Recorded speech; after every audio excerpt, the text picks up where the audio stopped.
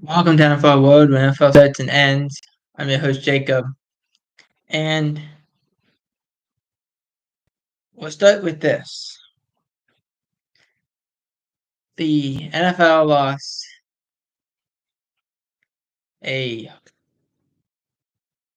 not just great football player, but a great man in general, in Jamaal.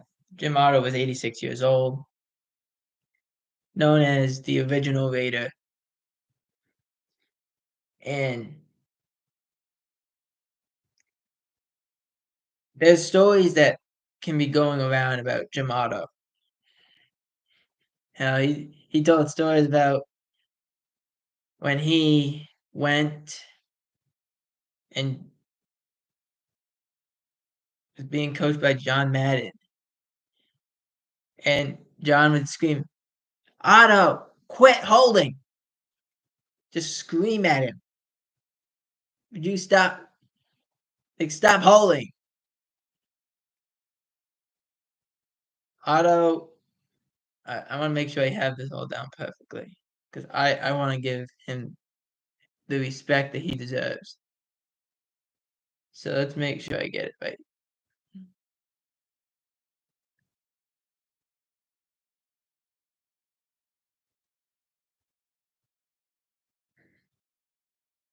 As there's a few things that need to be mentioned.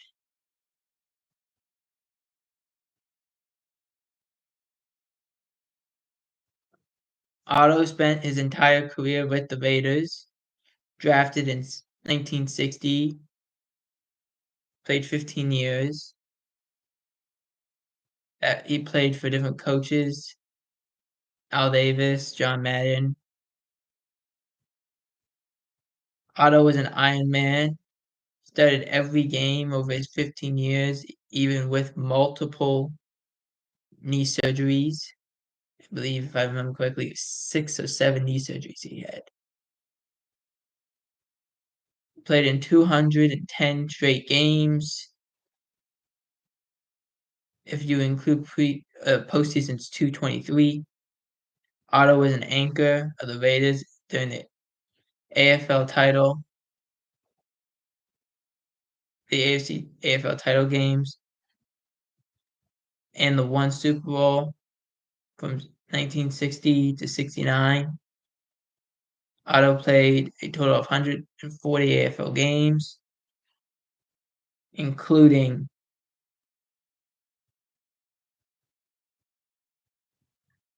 making him one of 3 players to do that. During the 15-year career, Otto went to 12 Pro Bowls, 10 All-Pro awards, was inducted in the Hall of Fame in the first ballot.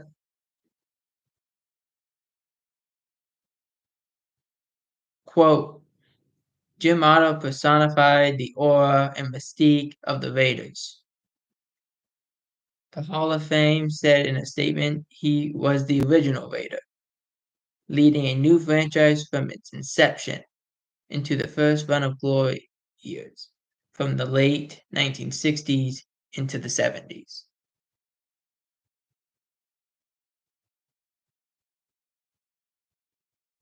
As Jamaal was 86 years old. Moving on into more lighthearted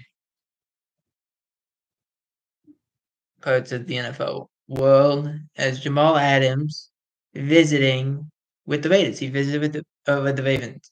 Visited with the Ravens on Tuesday, and a little interesting. I thought he would stay in Seattle. I thought maybe Mike McDonald could say, "Yeah, I can work with him." Chose not to. Go in another direction. Next up is,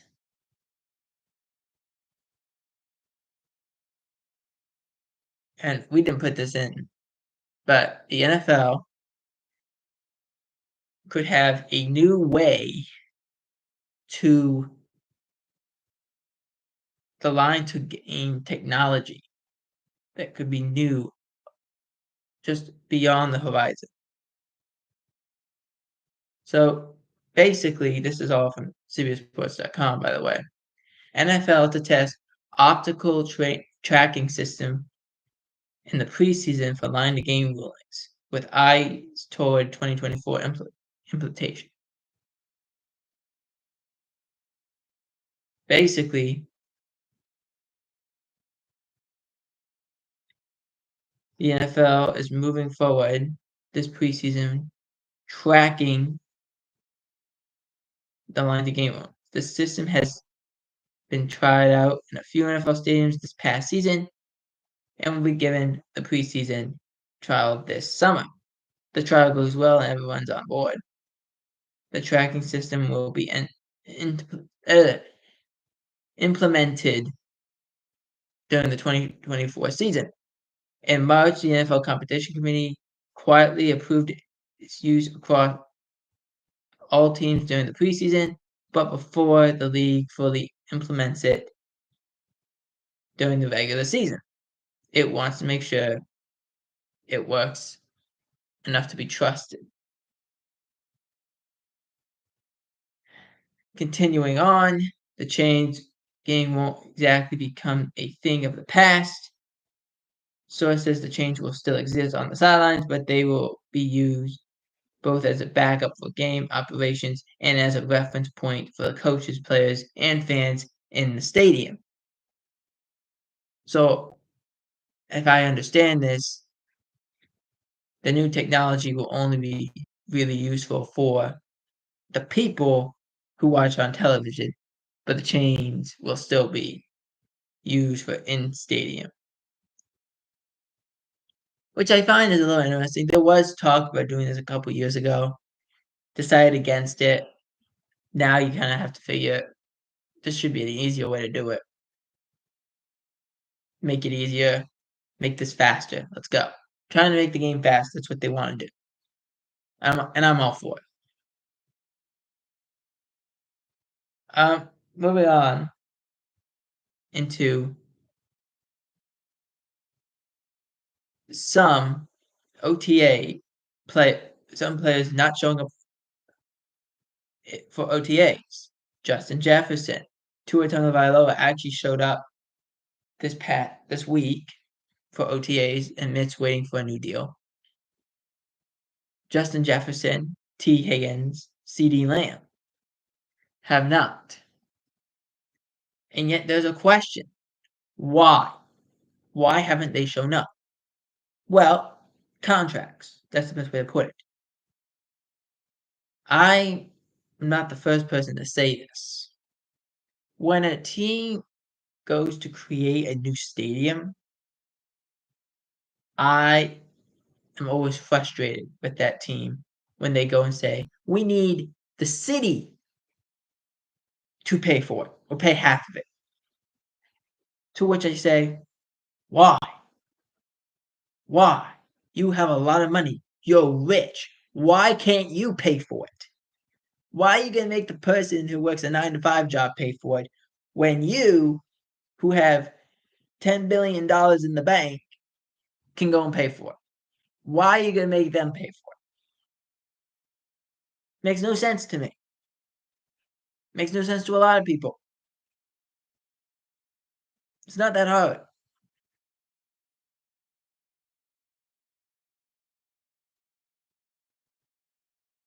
Now, like I said, T. Higgins, Justin Jefferson, C.D. Lamb, all want new contracts.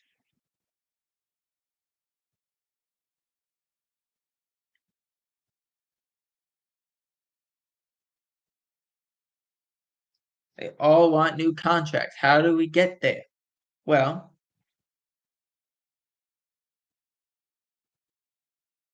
there's not an exact science to get there.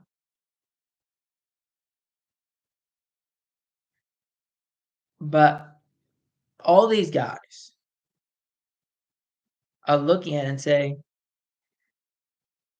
well, I don't want to get paid first. because if I get paid first, I'm going to get overlapped. So therefore, I'm going to wait. T. Higgins is probably saying, I'll wait till Justin gets paid. Or I'll wait till CD gets paid. Or I'll wait till both of them get paid. Justin's thinking the same thing. CD is thinking the same thing. They're thinking the same thing. I don't want to be paid first.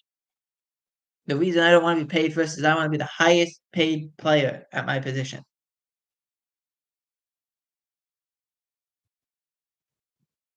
And people say, well, they don't deserve it. Or that person doesn't deserve it. It's not about what you deserve. Who's up? Who's next? Is what matters. It's how this works. Where you got people like Lamb, and you got people like Justin Jefferson who are on the same. They enjoy them. They're the number one guys. If you don't stop them, it's a long game. That's the point. In the case of T. Higgins, is he the number one wide receiver? No. But the dude, why would the guy's making $21 million on the franchise tag? Why would he take anything less than $21 million? It makes no sense. In the case of CD and in the case of Justin, they don't have that luxury, but therefore can overshoot the $20 million mark very quickly. The CD Lamb deal and the Justin Jefferson deal might be north of $30 million.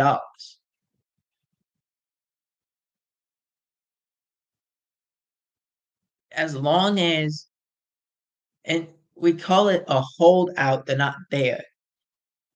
When you're at this point of OTAs, the fines are minimal. And when you're at mandatory minicamp, the fines are minimal. They only start ramping up at training camp, which happens in July. So if you're a case of the Cowboys and Vikings, you might be okay with holding it off till July. Just depends on how you want to deal with the situation. Now, in the case of T. Higgins, who knows what his market is? We don't know. Let's see what happens first. All right, final two things before we go.